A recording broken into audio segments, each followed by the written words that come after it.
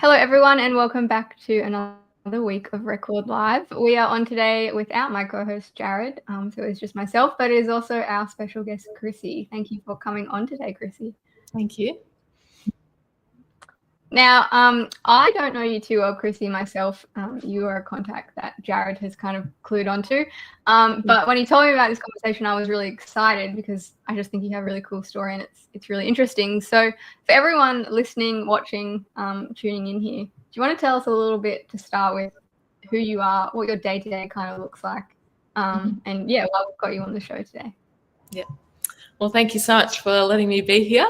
It's a privilege to be able to be up on here, so thank you. So I'm from Adelaide. I grew up in Victoria, but I have always had a passion and a desire to be a missionary and to do God's work. And God's led me around the way a bit. And I've come to Adelaide. I came in 2013 to be a teacher. And I was a missionary in our Adventist schools here. And then my path went a little bit back a bit. And so I was asked to be working at my church as a lay ministerial worker. And it's been an absolute blessing. And so my day-to-day is I work half at church, and then now I am working half at my old school that I used to be a teacher at, and I'm a chaplain there. Yeah. Cool.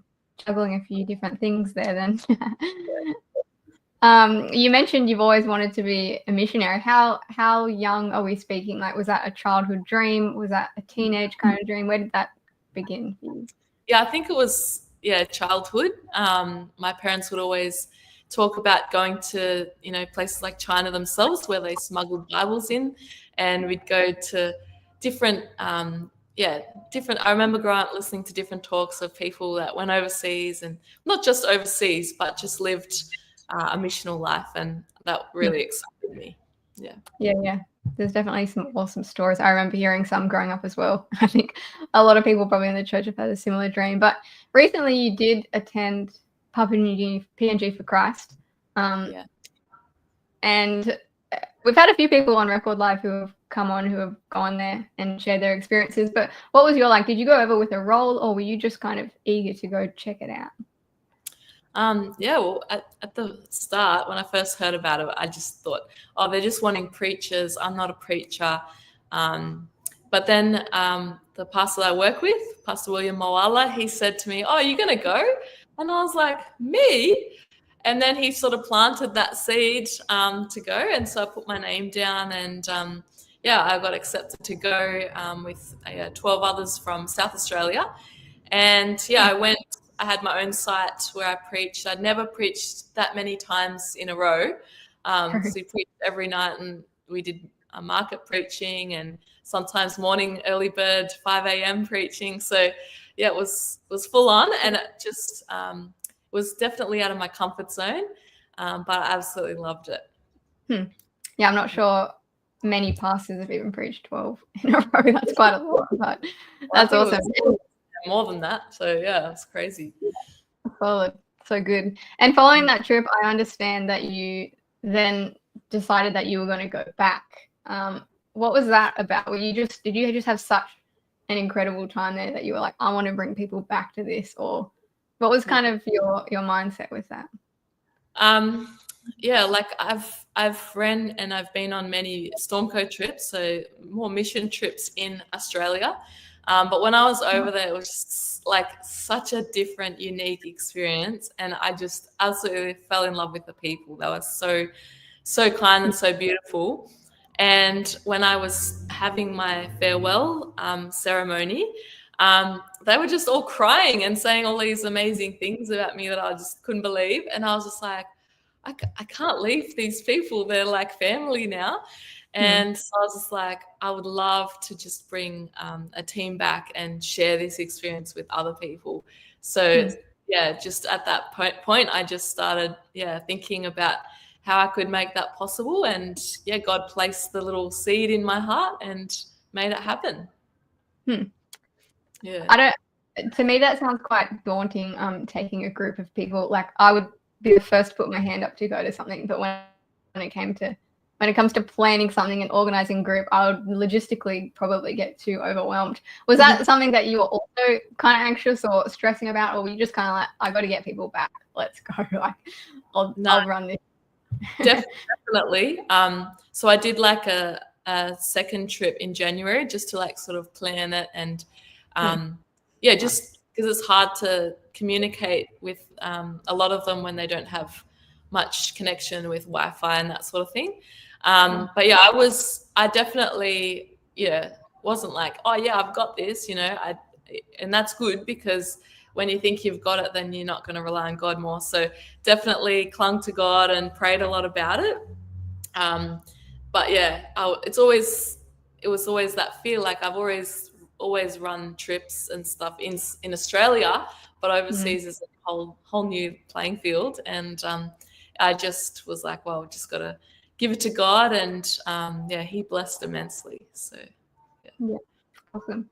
And tell us about that trip, that second trip back. What did you kind of do going back for the second time with the group that you took over?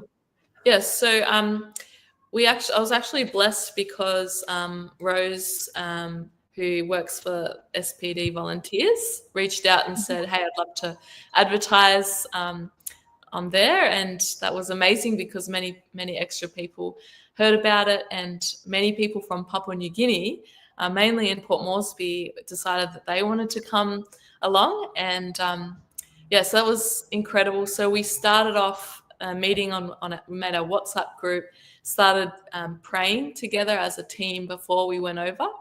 And one thing that was really special was, and I think this is all God's timing, my brother was reading a story about I Saw God's Hand by a missionary who went to Papua New Guinea around just before and after the World War. And the stories that he shared, his name is Elwin Martin, were just so incredible and encouraging. And so, it was just a blessing to start missionally. But while we were there, we were able to do a morning program, so a 5 a.m. Program for the early bird service. Then we had kids program at starting around 9. And then in the afternoon we had workshops. So some were on health, some were on like how to preach with power. Others were on how to have a Bible study, those sorts of things. And then we had our evening program each night. Yeah. Awesome. And were there any like high moments on that trip where you were just like, wow, this is incredible? Yeah, I think like when we got there, like the first Sabbath, we were sort of like, just throwing in, everything's happening. We're organizing Sabbath school, church, AYs, and then the evening program. And just like saying to people, hey, can you do this? You do this. And everyone just being so eager to just preach, just like that, with not much warning, and just hearing the Lord like preach through people was just amazing. And another thing was, so often when you do mission trips, locals can sort of seem like, they're doing it for me, and they sort of sit back and watch. But it wasn't like that when we were there. It was us and us. It was God, all of us. And it was just so encouraging to see the locals just jump in and telling kids stories and jumping in and doing the songs and the actions with the kids program, and just helping where they wanted to be a part of the team just as much as any of us, which was awesome. Yeah. I love that, us and us. everyone in it. You mentioned as well, obviously everyone got up and preached, but I'm guessing that you didn't take over a group of preachers. Like what was the group like that you took, and how many of there were you? So there was 5 of us from South Australia, 1 from Sydney, 1 from Victoria, and then there was 7 from PNG itself. We were just a motley little group, eclectic group. Most of us, all missional. I think 1 was an actual pastor. Some were studying. And 1 was a truck driver, and everyone was equipped by God to share in their own way, which was amazing. So you don't need to be a preacher for God to preach through you. Love it. We have a nice comment here. Such a wonderful testimony. I hope you get to go again with the team as beautifully excited and enthusiastic too. From Raywin. Do you have any plans to continue going back with the team, or what are your kind of dreams going forward? I would love to. God willing, we're just going to surrender to God, and if time lasts and we keep having the opportunities, definitely. Hopefully. Very cool. I'm kind of interested to know, obviously you mentioned earlier in this conversation that this was like a childhood dream of yours early on, was to kind of become a missionary. And obviously you're doing that now. But what was that journey kind of like in between? Did you just like, growing up, were you like, I want to be a missionary? Then you went to high school. After high school, you became a missionary, or what? How did you kind of get to this space where you were living out that kind of calling that God placed on your heart? Well, I think, we sometimes glorify the term missionary and we leave it just for people that go overseas, which is awesome. I love mission trips overseas, but God places us everywhere, anywhere. So wherever we are a missionary there. So, even if you're going to the Woolworths shops or Coles, you are a missionary, you're representing Christ there, because your missionary is someone that shares their story and the gospel story. I actually, when I went to high school, I had no idea what I wanted to be when I grew up, which is very common for young kids. And it's okay, because it's just a time to draw close to God and ask him and spend time with him and trust him in that process. I decided I wanted to do international development studies because I wanted to work for ADRA or Asian Aid. So I went to Avondale, studied that.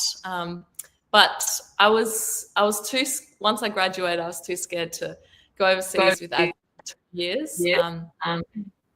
And I didn't get a job with Asian Aid. So I was I felt like I was at a loss. I didn't know what to do. And so I decided to keep studying at Avondale just because I wanted to go on some awesome trips. I wanted to go on a mission trip to Nepal, one mission trip. And then I wanted to do the Bible Lands tour. So I think God used those as little hooks to get me into teaching, because I never wanted to be a teacher.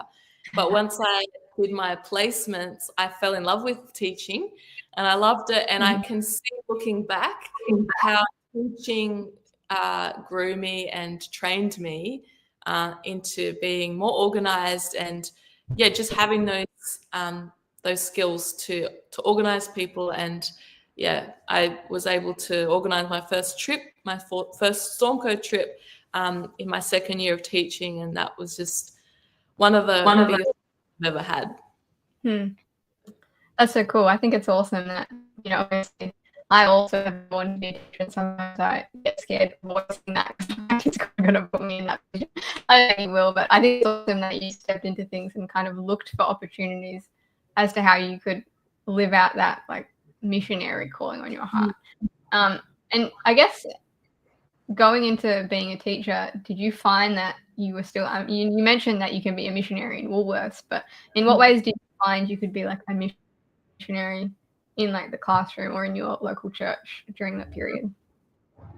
I think, just looking at each child that you're teaching, just as someone that God has placed in your life to speak into at that time. And just working with church and school and encouraging students to come to church and be a part of a community was always something that I really prioritized. And especially when you see the kids that started in year 7 or year 8 and then they go off and they graduate, and a lot of the time you don't see them anymore. It just really highlighted to me, I've only got these kids for a short time. Let's make the most of it, and let's, pour as much knowledge of and love of Jesus that I can in this short time. Yeah, that's awesome. Yeah, I think there are so many people probably who have callings on their heart, kind of like you did when you were a child. Like, I really want to be a missionary. And sometimes they kind of put that in a box. Like, people will think, I really want to be a missionary, and they'll just think of this picture of them in Africa or something, and not kind of look at their surroundings and what God maybe is asking them to do in that. Or they'll think, I don't know, I really want to preach, and they'll just be like, I have to study theology and become a pastor, and they become a pastor, and they hate it. And so I really love that you just looked at that calling, asked yourself, how can I apply that to my local situation? Like, I'm not maybe where I imagined I would be, but I can still be impactful in my environment. And I don't know if that's a really question for you, but I guess in what ways would you encourage people to kind of, if they're not where they thought they would be, or they're not where they imagined they would be, how can they kind of think differently and look at their surroundings to still kind of work on their heart's calling or their passions? Yeah, I think it's just about trusting the process, trusting God, because God can use anything. Sometimes people think, oh, I didn't say yes to God by doing this, but God can take any plan A, B, C, D, E and use it for His glory and bring you back to, I guess, His original plan. And so I think it's just a matter of just surrendering daily and saying, hey, God, I might have, gone off track here, but this is my day and you can use this day. His mercies are new every morning. So we don't have to worry, where we are on our journey. We just need to surrender the day that we've got ahead of us, and God will lead the rest of the days. Yeah. I love it. So true. Did you ever have any moments where you found that harder to believe, and you were more, I don't know what you're doing and I don't know why I'm here? Oh, definitely. I think all of us do at some point, because we're all human. But I think God gives us little gems and, people to encourage us along the way. But even if it's not specifically through people, I think, yes, if you start your day with God and you're confident that you've surrendered it, whatever He leads you to, He'll get you through. And then it's always looking back. When you look back on your life, you're like, oh, I get it now. So it's a matter of, just having that trust in the process that He is using that, even though it might not look like it or seem like it. Yeah. Totally hard in the moment, but I think it's important to kind of look at the moments where He has come through, and you felt that sense. I'd love to know more about your time in PNG with this group that you went on. You mentioned that you were all like preaching and in the community, but I know PNG is not like a dream holiday location for a lot of people. Like, it's especially for young women, and I think you mentioned that most of your group was young women. It can be quite a scary place to be. Did you feel quite like safe over there? And what was your time kind of like? Yeah, I mean, when I first was heading over in the last year for the first time for PNG for Christ, I found out that we're all being split up in different villages, and I just me in my village with no one I knew for potentially 2 weeks, and I was just like, is this okay? Is this safe? But after that, and getting to know the people, and we had a lot of security during PNG for Christ. I know that in 1988 there was a missionary and his family from Australia, Joseph Kanopa, who was actually killed in half an hour from the village that I was at, and they went and showed me, and they've got a memorial for him, and the bullet mark is still in the church where he was shot. And so the people are very serious about safety, and they were just, if something was to happen to any of the speakers while they were in PNG for Christ, it would have just been such a just the worst thing for them. Like it would have been so shameful. So they took our safety like very seriously, almost too much. um, Yeah. yeah, because the village where we went to was predominantly Seventh-day Adventist. Speaking to them in the planning, they said the whole village is your security. If anything happened to anyone, we would all just fight for you. And knowing them, like they're just such, like the people there are just so beautiful. I know them, and I know that if anything, if anyone did try and hurt us, they would literally dive in to save us. You hear all sorts of terrible stories, and there's many stories. These are true stories, but for where we were, you can just see how you can see how the Holy Spirit really does transform people, because if God can transform people, in the last, 100 or so years into such Christ loving people, that's the power of God, and that's what we believe in. So there was no worry while I was there with the group. But I had to get to know the people to build that trust and see it for myself. I know that you're fans. Yeah, that's true family then.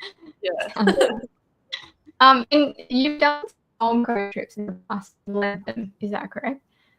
Did you feel you've led storm coach trips in the past, is that correct? Yeah. Did you feel that kind of equipped you to kind of go and lead trips in Papua New Guinea? Oh, definitely. Like, just speaking to one of my friends who used to lead with me, and he was sort of like a mentor as I was planning my Stormco trips as a teacher.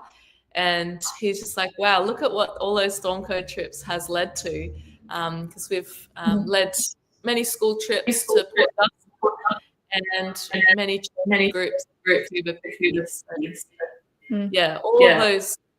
All of the things, and they've been tough trips to organize at times, especially coming out of COVID. It was really hard to get the ball rolling and getting people to come on board and feeling safe to go on trips again. I realized all of this training was it's for something, and this has been a blessing that it has helped with. So I'd love to know why trips like Stormco and trips like PNG for Christ and the one that you organise, and I guess just mission in the context of your local environment, like teaching. Why does that matter to you so much? Like, why is that such a big desire of yours? What is kind of like the ultimate thing that you want to see come from these things?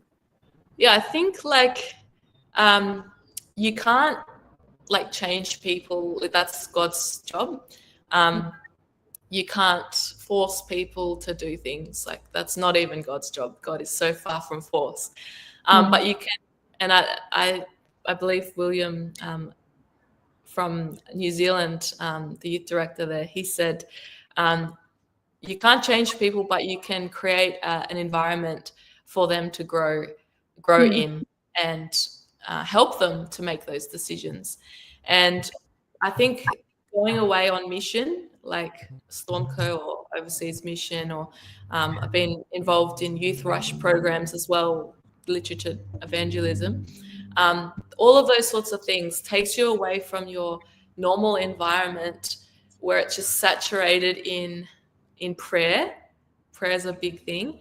And your focus isn't on you, it's on others. So you're completely like taking your eyes off self onto others, and you're with like-minded people and people that are all on board. And it's just, it's amazing to be a part of. And I just see, because a lot of people have looked at, storm coaches and you must love kids so much to run these kids clubs and all of those. And I do love kids, but it's more, I love the people, the change that I see in people as they just in a short week, just fall in love with other people that's complete strangers that they've never known.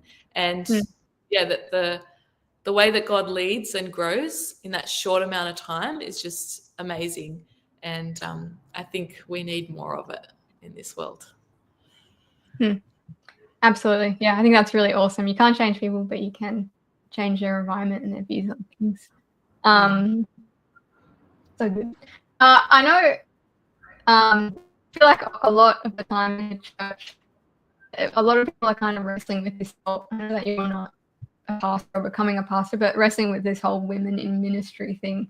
And I feel like a lot of women go into kind of ministry or into these callings, and some of them, not all of them at all, some of them I guess get caught up in that whole battle of ordination and what they can and can't do. But it feels like, it seems like you're just kind of doing your thing and not just super focused on that. You've just got this calling on your heart and you're just taking initiative and going for it. Like, it seems like you're very bold in that sense. Do you know where that boldness came from, or where that kind of initiative came from, or you perhaps I've got it all wrong and maybe you are focused about anyway, just going for it, and not too caught up in that. Yeah, I mean, I was privileged enough to go to the GC actually as a delegate for 2015, when the whole women's ordination thing happened. And whether you are ordained or not, you're always going to have opportunity to do God's mission.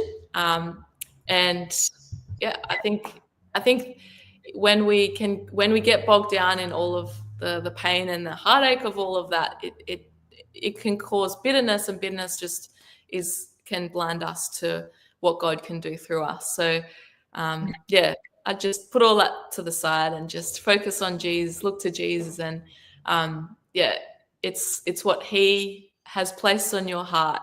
If He's placed it on your heart, then just go for it. So I wouldn't necessarily think I'm bold, but yeah, I just love Jesus. So just you do what He calls. Yeah. Well, we are kind of coming to an end. 30 minutes goes quickly, but there are likely people listening and tuning in who may have a calling on there, and may have for a long time but don't really know where to start, or the doors there really open and they feel a bit stuck. Do you have any, I don't know, words of advice or encouragement for people who are kind of in that season experiencing that? Yeah, I would just the obvious answer is pray, and people are probably already doing that. But yeah, if you all God wants and needs is a willing heart, you don't have to go to Avondale and have a theology degree to make an impact for God's kingdom. Yeah, you can. But I would encourage you to just saturate your life with Jesus, whether that's through prayer, studying the Bible, listening to inspiring sermons, all of that. Just saturate your life with God and different ideas. God will give you different thoughts, and I'd like, once you start doing mission, God will your brain just starts, and sometimes you're like, oh, I've got to stop. There's too many things to do, and there's not enough time. So just ask God, help me to know what best to do with my time and this passion that you've placed in my life. Amazing. Well, thank you for all your inspiring stories and wisdom that you've shared with us today. Hopefully in the future we'll see PNG with Krissie advertising for more mission trips and things. But yeah, thank you so much again for sharing your story. It's been really nice to chat with you, and everyone else, we'll see you next week on Record Live. Thank you so much.